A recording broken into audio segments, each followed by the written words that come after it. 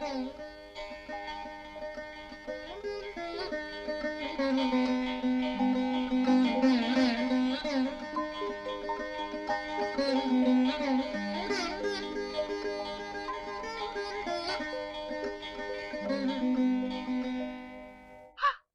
అయ్యో అయ్యో అయ్యో, ఏమిటైనా కొత్త బట్టల్లో మెరిసిపోతున్నారు? ఎక్కడవి? నేను కొన్నాను పిన్ని, పండగ కదా అని. అవునాయన, ప్రతి పండక్కి కొత్త బట్టలు కుట్టించుకుని టింగురంగా అంటూ వెలిగిపోవడానికి మనం మహారాజులేం కదా. కోట్ల కొద్ది డబ్బు ఎనపెట్లో మూలుగుతోంది. దానికి తోడు నీ పెళ్ళాం పుట్టింటి నుంచి కట్నం పేరుతో ధనరాశులు తీసుకొచ్చి కుమ్మరించిందిగా. ఏదన్నా అంటే సవతి తల్లి ఆడిపోసుకుంటుంది అంటారు. మీరు చేసిన పని ఏమన్నా బాగుందా? ఏ కొత్త బట్టలు లేకపోతే పండగ గడవనంటోందా? సుగుణ చీరలు చిరుగుపట్టాయి, బాబీగాడి బట్టలన్నీ బిగితైపోయాయి పిన్ని. సంసారం గుట్టు రోగం రట్టు అన్నారు నాయన. గుట్టుగా గుంభనంగా సంసారం చెయ్యాలి. ఇలా దుబారాలు చేస్తే చివరికి చేతికి చిప్ప మిగులుతుంది. మా నాన్నని ఎందుకు తిడతావు నానమ్మా? నువ్వు కూడా కొనుక్కున్నావుగా కొత్త చీర. నోరు మీరా బడవాలి. పండక్కి అమ్మవారికి పెట్టడానికి కొన్నాన్రా కొత్త చీర. పండగలకి మనం కొత్త బట్టలు కట్టుకుని కులకడం కాదు. ఎవరైనా లేని వాళ్ళకి దానం చేస్తే అది పుణ్యం. సుగుణ, మీ నాన్న దగ్గర నుంచి ఏదైనా ఉత్తరం వచ్చిందా? వచ్చిందత్తయ్య. డబ్బు కోసం ప్రయత్నం చేస్తున్నానని రాశారు. ప్రయత్నం? బోడి ప్రయత్నం. నీ పెళ్ళి 8 ఏళ్ళైంది. ఆ 8 ఏళ్ల నుంచి కట్నం బాకీ 25,000 తీర్చడానికి ప్రయత్నం చేస్తూనే ఉన్నాడు. ఆ 25,000 వడ్డీతో కలిసి 30,000 అయింది. తన తల తాకట్టు పెట్టైనా సరే వెంటనే ఆ డబ్బు తీసుకొచ్చి అందించమని మీ నాన్నకి రాయి. అలాగే అత్తయ్య.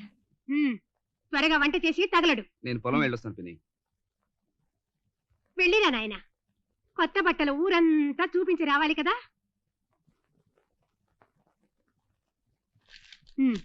24 గంటలు ఆ పేపర్ ముందేసుకుని కూర్చుంటారు. ఏ దేశంలో ఏం జరిగినా, ఎవరిని ఎవరు పొడిచి చంపుకున్నా మనకెందుకండి? మనకేమన్నా ఉరుగుతుందా? లేచి వెళ్ళి ఆ 10 పుస్తకాలు చూడండి. లేవండి. అలాగే గంగా. అమ్మా లీలా, నా బంగారు తల్లి, పొద్దుకింది లేమా. స్నానం చేసొచ్చి ఈ కొత్త బట్టలు వేసుకోమ్మా. నిన్ననే కొత్త బట్టలు కట్టుకున్నాను కదమ్మా. నిన్నటి కొత్త బట్టలు ఈ వేళకి పాత బట్టలు అయిపోయాయమ్మా. నవరాత్రుల్లో 9 రోజులు కొత్త బట్టలు కట్టుకుని కలకలలాడుతూ ఉండాలి. లే, మొహం కడుకో, కాఫీ పంపిస్తాను.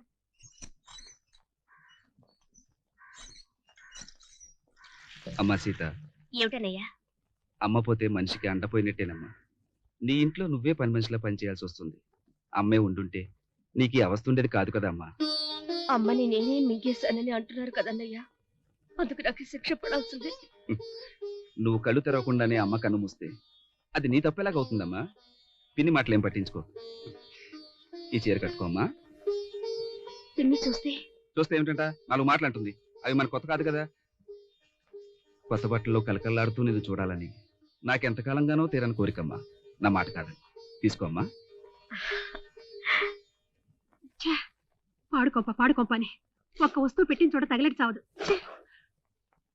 ఏమిటి గంగా వెతుకుతున్నావు?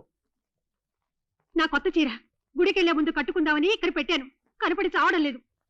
అమ్మగారు, లేత వంకాయలు ఉన్నాయమ్మా, కావాలా?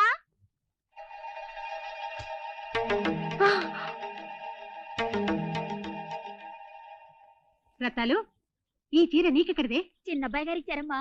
మనం కట్టుకుంటే కాదు, లేని వాళ్ళకి దానం చేస్తే పుణ్యం అన్నావు కదా నానమ్మా. రత్తాలకి ఈ చీర నేనే ఇచ్చాను. అవునమ్మా, అబ్బాయి గారు ఇచ్చారు. పిల్ల వెధవా, వాడిస్తే మాత్రం ఇద్దంత దానివి నీకు బుద్ధి జ్ఞానం లేదు. తగుదనమ్మా అంటూ కట్టేసుకుని ప్రబల బండిలా తయారయ్యావు. విప్పవే, విప్ప ముందు.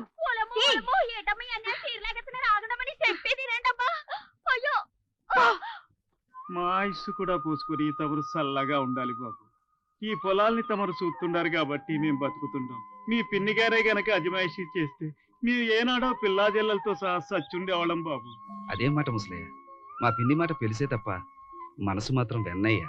మెడ కూస్తున్న వాళ్ళని మెచ్చుకోవటం తమరి గొప్పతనం బాబు. సర్లే, ఇదిగో ఈ 10 రూపాయలు కూడా తీసుకుని వెళ్ళు. పండగ పూట పిల్లలకి మిఠాయి కొనుక్కెళ్ళు. అట్టాగే బాబు. వస్తాను బాబు.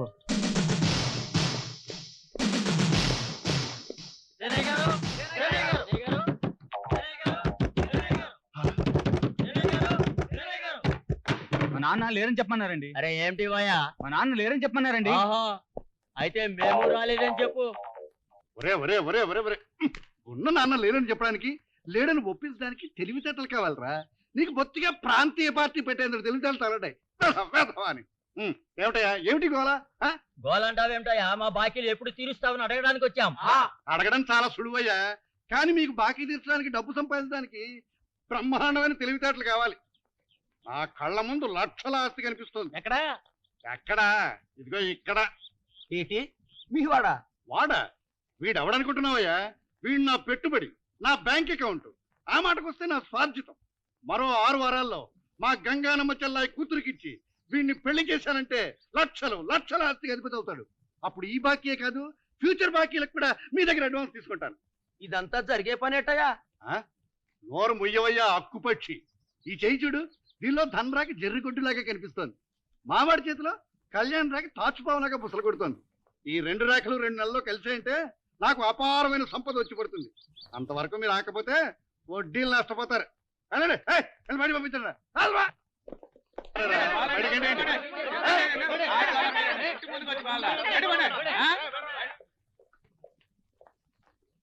ఒరే ఒరే, ఇంటి ముందు కాపలా ఉండి అప్పుల వాళ్ళు వస్తే నేను లేనని చెప్పమంటే ఎక్కడ తెచ్చారా?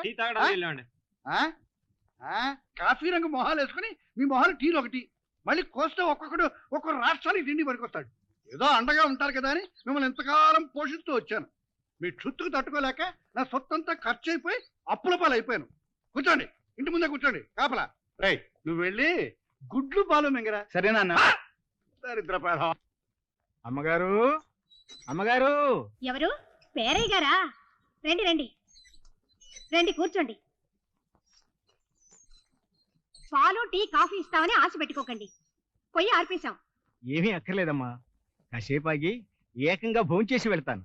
మీ అమ్మాయికి చక్కటి సంబంధం తీసుకొచ్చానమ్మా. అలాగా? ఏ ఊరు? కాకినాడ.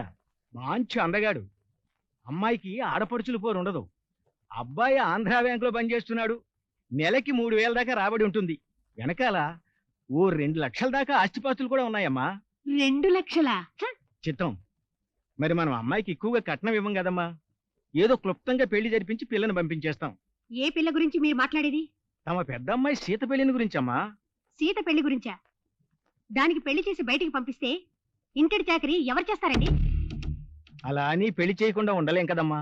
మానం పెళ్లి చేస్తాం. ఇల్లరికం వచ్చి ఈ ఇంట్లోనే ఉండి పని పాట చూసుకునేవాణ్ణి చేసుకుంటాం. గంగా, మీకు సంబంధం లేని విషయంలో ఎందుకు జోక్యం చేసుకుంటారు? చెప్పిన మాట విని పద్ధతులు చూసుకోండి. అది కాదే, పుట్టింట్లో సీత ఎలాగూ సుఖపడి ఎరగదు. కనీసం మెట్టినింటికి చేరైనా అది సుఖపడే అవకాశం కల్పించవే. అవును, అది ఇక్కడ మహా కష్టపడిపోతోంది. నేను దాన్ని రాచి రంపాన పెట్టేస్తున్నాను. అదేగా మీ ఉద్దేశం? అది కాదే. ఇటు మీరేం మాట్లాడకండి. మంచి చెడు నాకు తెలుసు. మీరు చెప్పండి. పోతే మన చిన్నమ్మాయి గారికి ఓ రాజా లాంటి సంబంధం చూశానమ్మా. కూర్చోండి కూర్చోండి. కోటీశ్వర్లకు ఒక్కడే బిడ్డ. అలాగా? వాళ్ళది ఏ ఊరు? హైదరాబాదు. పెద్ద వ్యాపారస్తులు, బాగా చదువుకున్న కుటుంబం. లక్ష్మీదేవిని పెరటి దొడ్లోను, సరస్వతీదేవిని వీధి వసారాలను కట్టేసుకున్న అదృష్టవంతులు. ఆహా, బాగుందండి. వాళ్ళకి వెంటనే ఉత్తరం రాయండి పేరయ్య గారు. ఓసారి వచ్చి అమ్మాయిని చూసుకుని వెళ్ళమనండి. ఈ లోపు అబ్బాయి గారి ఫోటో ఒకటి తెప్పించండి. అలాగేనమ్మా, తక్షణమే రాస్తాను. సీత, పాలు, టీ, కాఫీ అన్ని తీసుకురా. ఏది కావాలో తాగండి. అలాగేనమ్మా.